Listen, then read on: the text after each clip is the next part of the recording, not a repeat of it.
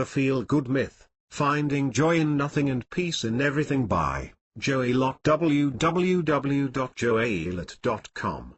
You've been deceived. We've been sold a bill of goods. We've been misled into believing that it is possible to experience only pleasant things and that to seek after that impossible goal is desirable, not just desirable, but morally superior to anything else. In order to further promote this lie, entire cosmologies have been invented and we've been conscripted into the leagues of believers. If we don't believe in the Judeo-Christian deity, then we may believe in a Buddhist ideal, and if neither, we may hold some secret hope of salvation in some form or another, whether through psychological means, physiological means, pharmacological means, or some other natural or supernatural means. Even atheists and agnostics, even so-called skeptics and scientists are rarely immune to the ravages of belief and the search for something other than what is. I'm going to invite you to question everything, and if you truly accept the invitation and explore this for yourself without the baggage of concept or so-called understanding, then you may discover that what you have most desired all along was never missing. You may discover that the truth of peace is inescapable regardless of the qualities of the particular experience that may be occurring right now. When this is truly seen, belief becomes an impossibility. The proverbial carrot on the stick that has kept alive the search for something else is seen as the substanceless transparency that it is. After all, why would you search after what is not when what is seen to be all that is needed? The feel-good myth shows up in many guises. In theistic belief, it is the promise of heaven, of fluttering angels' wings and the privilege of sitting beside the coveted golden throne. If you're lucky, then maybe you'll get a side of 72 virgins thrown into the mix. But few of us question the actual value of such things. It is often little more than a false promise to keep us overlooking the obvious. Those who believe themselves superior to the conventional religious beliefs fall for the same trap. Instead of heaven they believe or hope in nirvana, satori, awakening, or enlightenment. Or perhaps they believe in self-actualization or self-improvement. But no matter what, the belief is that this right now isn't it. It is always in the future. What does it feel like? So the question is, what about now offers proof that this isn't it? What is wrong with now? Invariably, the answer is that this right now doesn't feel as good as it is imagined that it will feel. But then my question is, what is the proof that it feels like something in particular? Why do feeling states have anything to do with anything? Why are feeling states proof of anything other than the present existence of a feeling state? The answer is that feeling states are merely feeling states. They don't mean anything. They are not proof of anything other than their own existence. And certainly they don't mean that you have arrived or failed to arrive at some morally superior destination. Pleasant feeling states are, well, pleasant. There is nothing wrong with having a preference for pleasant feeling states over unpleasant feeling states. For example, if given the choice to either relax on a hammock in a pleasant environment or flog oneself while wearing a hair shirt, I'd recommend the former. I would recommend giving preference to eating a delicious meal instead of dog shit. These preferences are natural and healthy. But the problem arises when we ascribe moral value and or meaning to states or experiences. And this includes all experiences. Experience isn't divided into some experience that is meaningless and some that is meaningful. It is all meaningless and valueless. Very young children have no sense of right and wrong. Why should they? Morality is taught, not intrinsic. This is a very important point, so I'll mention it again. Morality is a fiction, like Santa Claus, that has to be taught because no one would simply discover it on their own since it doesn't exist inherently. And, to be clear, the absence of morality is always the case, including when it comes to all experience. In other words, no experience is morally superior or morally inferior to any other experience. I am not asking you to take this on as a new belief. Rather, I simply invite you to explore this for yourself. Take a look. Is there actually any proof of the inherent morality of any experience? If so, what is that proof? And how can you know that it is proof? Pleasant feeling states come about under a variety of conditions. Sometimes it seems as though there is cause and effect. For example, after doing a good deed, one may feel pleasant emotions, which get conflated with the belief in having performed a morally superior act. These are the sorts of experiences that we normally believe we must seek after. But we conveniently forget that pleasant feeling states can also be apparently brought about by smoking heroin. Why is volunteering for an hour at a soup kitchen morally superior to chasing the dragon? Hint: it's not. Then there are the experiences that don't have any obvious cause. These are the trickiest because we tend to chalk them up to supernatural causes. And this is dangerous. For example, depression can seem to come out of nowhere. Circumstances may be good by all accounts, but severe depression hangs over us like a heavy fog, making it all but impossible to function. We seek to understand why, but when we cannot find a truly satisfying answer, we may feel that it simply means something bad about us. Perhaps we are being punished for our sins or for our karma. Perhaps it is because we haven't tried hard enough. Perhaps it's because some god is testing our faith and we are failing. Can you see how it is that we invent meaning and morality? In reality, life is just happening. Some experience is more pleasant than other experience, but that doesn't prove that some experience is morally superior to other experience, nor does it prove that any experience has any intrinsic meaning. Take a look. What are you waiting for? Are you holding out for some grand finale? Are you holding your breath in anticipation of some arrival at some destination called peace? And if so, how will you know when it has happened? How will you know when you have arrived? Measuring up. The way in which we measure and pit experience against experience is disingenuous.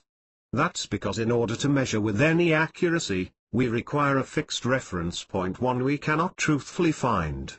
Imagine the difficulty in measuring the length of a board, for example, if you cannot find the end of the board. Yet we typically go about life with a false certainty that we are able to measure and qualify all experience, despite the fact that none of us has ever found an absolute reference point. All reference points are fictions. In order to justify measurements and judgments, we generally resort to fictitious creations such as gods and demons. But like Santa Claus, there is no actual evidence of a god or a demon. In fact, while we are at it, there is no actual evidence of anything, since all we have to rely upon is conjecture. Again, I'm not asking you to believe this. I am merely inviting you to explore for yourself. See if it is actually possible to find a god outside of concept. And then, just for kicks, see if you can find anything at all outside of concept. The notion that it is impossible to find anything will be offensive to many. That's because it seems to be an affront to so-called common sense. But instead of relying on common sense, I am inviting you to actually take a look at what is actually here. Investigate anything. Anything at all. A wall, perhaps. Can you find it? Do not accept any concepts for proof. See if you can find the actual thing itself. But you cannot. That is because all that can be found are qualities or experience. There is the experience that gets called seeing a wall or touching a wall. But the seeing or touching is all that is actually happening, the wall is merely inferred. Likewise, qualities may seemingly be present, such as color, texture, or temperature. But again, the thing itself, the wall, is merely inferred from the qualities. The wall itself is unfindable. There are no gods. There are no walls. There is no findable reference point. There is not even a self. Go ahead. Take a look. You cannot find it because, like Santa Claus, it is a fiction. In this same way, we can explore experience itself, and when we do so without any baggage of concept or belief, what we find is that there is nothing there. And certainly there is no way to divide so-called experience into pieces and meaningfully speak of these pieces as discrete experiences. So then how can we say that any of this is truly better or worse than anything else when we cannot even find anything to compare? Are we devils? A moment ago I suggested that the notion that it is impossible to find anything, non-conceptually, may be offensive. It often is. In fact, that is the single reason why many people will undoubtedly rate this essay poorly, because it is offensive to beliefs and sensibilities. And at the heart of that offense is fear. Fear in this context is generally expressed as a fear of life without morality. This is often expressed as a distaste for chaos, and this is often accompanied by the belief that without the imposition of morality, life will become more dangerous, more violent, more ruthless. However, before jumping to the conclusion, I invite you to actually explore this for yourself. Yes, if one takes up chaos or anarchy as a belief system, then that can be very unpleasant. Or, if one takes up nihilism as a belief system, that may be very unpleasant. And in such cases, it is possible that people may act in violent and distasteful ways. But I am not advocating for a belief system. I am merely advocating for an honest, unhindered exploration of reality as it is rather than how it is believed, or hoped, to be. Take a look and see if there is any evidence that morality has existed intrinsically. Is there any shred of evidence for inherent morality? Is there any reference point that can be found? Has there ever been a reference point? Has there ever been any possibility of measuring and judging with absolute certainty? Is it possible to find an absolute beginning or ending to anything? Has it ever been possible to truly divide experience into discrete units? Or has it always been the case that reality is, by all evidence, seamless and boundless and free of any value or morality? If there is no reference point that can be found, if morality has always been a fiction, then the discovery of that truth now does not change anything. I am not proposing to you that morality be abandoned. I am merely proposing that you take a look and see that there never was any such thing. If there never has been morality, then the discovery that there is no morality does not change anything. It does not issue a compulsion to begin looting and burning cars and shooting people. Nor does it mean that one should give up positive, that is pleasant, feelings of love, connection, or familiarity. Again, because it's worth repeating, I am not proposing that anything needs to or should change. I am merely pointing out what has always been the case. And in recognizing this, it is possible to cease to hold oneself, or, rather, a false sense of oneself, in bondage. Here's an analogy.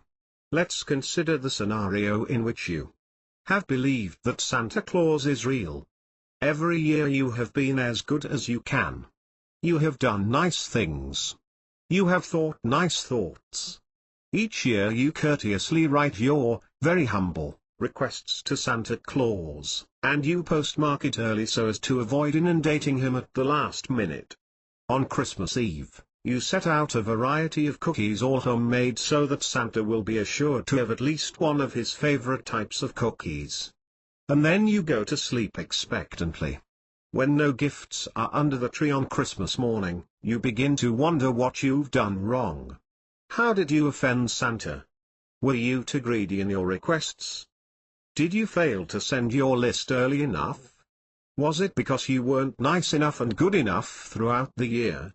Was it because of the one unkind thought you had toward your neighbor in July? Should you have set out more cookies? Or should you have gone with the gluten-free selections instead? Now, if I propose to you that there is no Santa, you may take a look and see that, in fact, there is no evidence of one. But your belief system suggests that it alone is responsible for all the goodness and pleasantness in life. Without it, you fear that you'll descend into chaos and evil. After all, without the belief in Santa, you might think more unkind thoughts about your neighbor. And would you really volunteer at the soup kitchen twice a week if you weren't trying to avoid Santa's shit list? Seeing reality as it is might lessen the load of pretense and bullshit. So yeah, Maybe you'd stop volunteering at the soup kitchen sooner than you otherwise would, assuming you didn't actually enjoy doing it.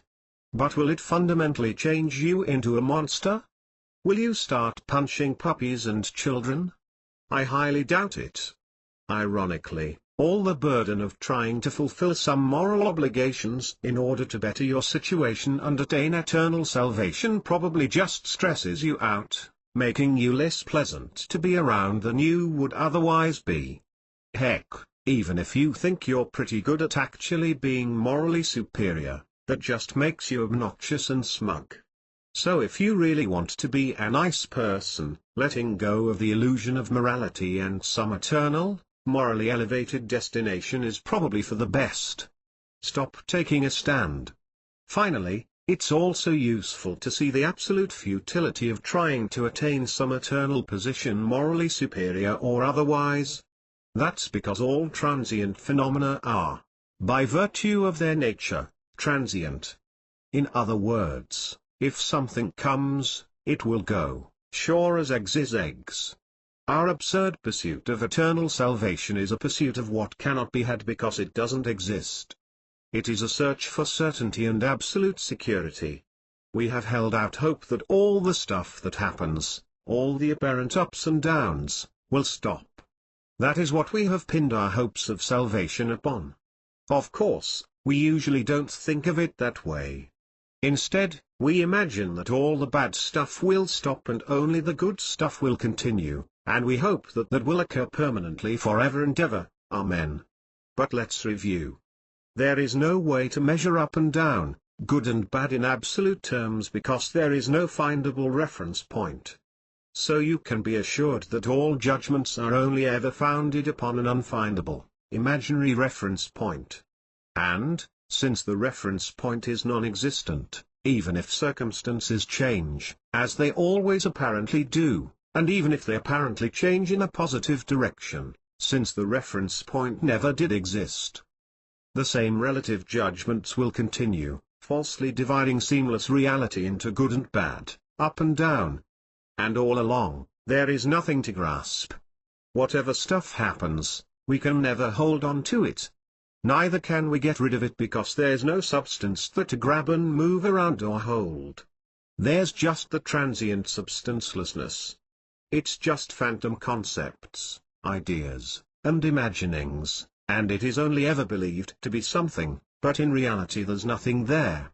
Ultimately, it is possible to simply see the complete absence of security and to discover that the absence of security is the actuality of the peace that you have most deeply desired. You just were mistaken. When this is seen, it is possible to stop giving any credence to any of the beliefs and pursuits. The trouble is that many of us will still blindly assume that some of what happens signifies something good while some of what happens signifies something bad. We will still imagine that there is some ideal destination, some fabled enlightened, self-actualized, self-realized state that can and should be attained. We will still believe that this right now as it is not it. And still, the only evidence that we will have to support this belief is what is actually happening, which is to say, there will be no evidence whatsoever. That's because what is actually happening is devoid of meaning and morality as it always has been and always will be. To be clear, nothing that happens is ever a statement about you or anything else. That's because there is nothing to reference. Take a look again and see this for yourself. There is no possibility that what is happening could mean anything about you because you cannot even find the you that this is supposedly referencing. In the pursuit of the elevated, superior, or divine, we have arbitrarily classified some qualities of experience as bad, and based on nothing other than an unsubstantiated assumption, we have accepted that the mere occurrence of these qualities of experience mean that we haven't yet arrived that this isn't it. But see that for what it is, which is merely an assumption without any substance or foundation. The truth is that all of what happens is equally welcomed and allowed. That includes all the stuff that we've believed to be proof of not yet having arrived at it. So you're going to become enlightened, eh? We've subscribed to the false notion that self-realized people or enlightened people don't feel depressed or angry or frustrated, We imagine that they never feel unpleasant stuff. But that's simply not true. It's utter nonsense.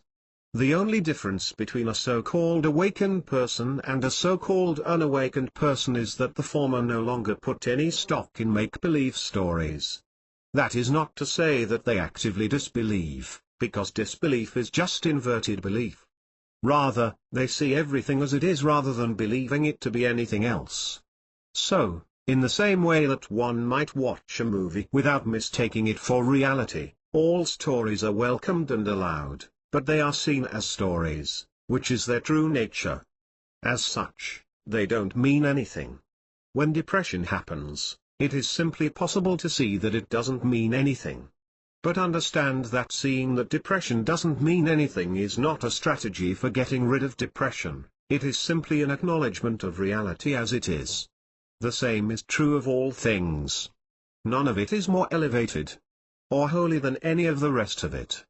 And in seeing the truth of this, it is possible to finally stop defending an imaginary self that never existed. This is true humility.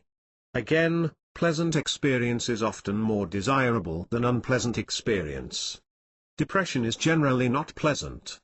And in the same way that I wouldn't recommend that you continue to eat dog shit if you have another option available to you, I won't recommend that you continue to be depressed if another option is available. Case in point, my family and I chose to move into a rental house that turned out to be extremely moldy. Despite our best efforts and the improvements we were able to make, the mold was overwhelming, and the effects were pronounced. Among the many effects were extreme irritability and depression, even leading to what I can only call a general lack of will to live. In such a case, would I recommend that someone continue to subject themselves to circumstances known to produce unpleasantness if another option is available? Absolutely not. But the point here is that the symptoms have no inherent morality attached to them, they don't mean anything about those who seem to be experiencing them. When we truly see that everything that happens is devoid of morality and meaning and that none of it is a reference point, ironically this allows for a blossoming of compassion. I'm not talking about so-called compassion that is little more than a compulsion born out of guilt and shame. I am talking about a genuine, heartfelt compassion that is, at the same time, unattached. The type of compassion that I am talking about arises because it is evidence that all are blameless. And, importantly, that includes your imagined self. In other words, rather than the illusion of individual selves and individual responsibility and blame, we are left with the stark, heartbreaking reality, which is uncaused insecurity. The loincloth makes the man.